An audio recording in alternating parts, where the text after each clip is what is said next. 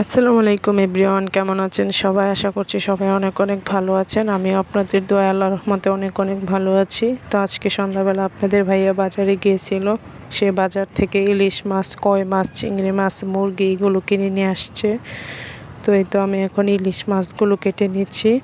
এখানে আমি সবগুলো কাটাকুটি করে ধুয়ে নিয়েছি। এগুলো এখন আমি ফ্রিজে সংরক্ষণ করব। আসলে একসাথে এতগুলো মাছ খাওয়া তো সম্ভব না, তাই তো এখানে বড় দেখে একটা ইলিশ মাছ ছিল, মানে বেশি বড় না, মোটামুটি বড় ছিল। ওটাতে ডিম হয়েছে, আপনারা সবাই দেখতে পেয়েছেন। তো ভাবলাম ওই ইলিশ মাছটা এখন রান্না করি।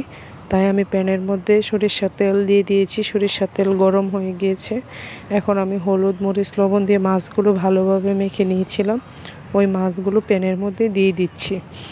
এই মাছগুলো এখন আমি লাল লাল করে ভেজে নিব, তারপরে আর কি ভুনা করব।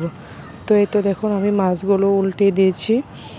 এবার তারপরে এই যে লাল লাল করে মাছগুলো ভেজে নিয়েছি, আমার মাছগুলো ভাজা হয়ে গেছে। তো এখন আমি প্যানের মধ্যে পেঁয়াজ কুচি দিয়ে দিলাম গরম তেলের মধ্যে আর কি। এখন পেঁয়াজগুলো ভালোভাবে ভেজে নিয়েছি। তারপরে এই তো এখানে আমি সবগুলো মশলা ভালোভাবে দিয়ে কষিয়ে নিলাম। এখন একটু পানি দিয়ে মাছগুলো দিয়ে ভালোভাবে নাড়াচাড়া করে নিলাম।